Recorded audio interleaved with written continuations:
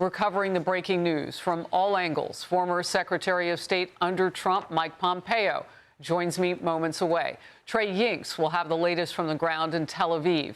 Let's begin with Jennifer Griffin at the Pentagon. Jennifer.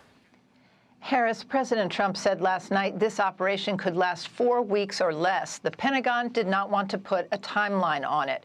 It's been 60 hours of nonstop combat. The Pentagon says more than 1,000 targets were hit in the first 24 hours. But the most significant news to come out of the Pentagon briefing this morning was when General Dan Kane said that they had achieved air superiority. That means they have suppressed all of the Russian and Chinese-made air defense systems in less than 3 days. They did not hold up to U.S. stealth fighter jets and their precision missiles. Now those U.S. and Israeli warplanes can hunt down the mobile missile launchers that are terrorizing the Gulf states. At the press conference today, General Dan Kane, the chairman of the Joint Chiefs, went through a tick-tock of when the president gave the go-ahead, 3:38 p.m. on Friday, just minutes before landing in Corpus Christi, Texas. Major combat operations began early Saturday at 01:15 Eastern Daylight Time, Dan Kane said, when it was 9:45 a.m. in Tehran. The first movers were U.S. Cybercom and U.S. Spacecom, layering non-kinetic effects, disrupting and degrading and blinding Iran's ability to see, communicate, and respond. It was a daylight strike based on a trigger event conducted by the Israeli Defense Forces, enabled by the U.S. intelligence community. The first shooters at sea were Tomahawks unleashed by the United States Navy, closed in on Iranian naval forces, and began to conduct strikes across the southern flank in Iran.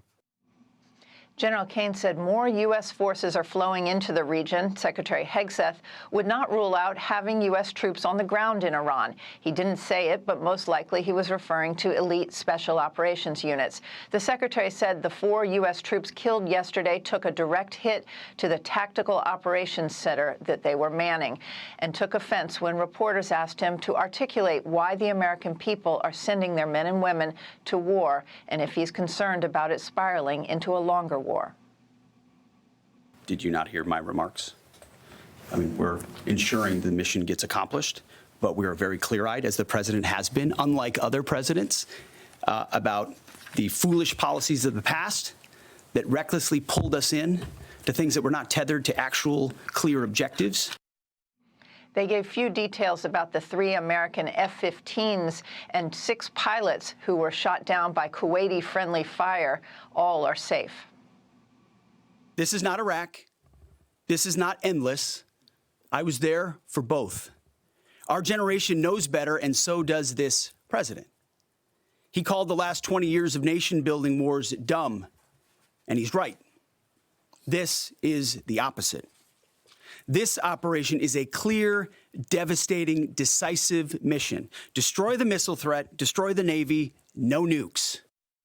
The secretary said this war is not about regime change, even though the president called on the Iranians to rise up and remove the regime, and has been very happy that 49 Iranian leaders were taken out in that first strike. The question is, how are unarmed Iranian civilians expected to overthrow Iran's vast security forces? And is this success if the same regime stays in place after this war ends? One question that was shouted at the end and left unanswered: how do you keep this from becoming an insurgency? Harris. Jennifer, real quickly before I let you go, also at that last news conference that we were watching, there was talk, and I don't know how firm this is, that perhaps Iran has some backup leadership in place now. It's not clear that hold that on, is really. I'm going to have to break away. We've got more breaking news.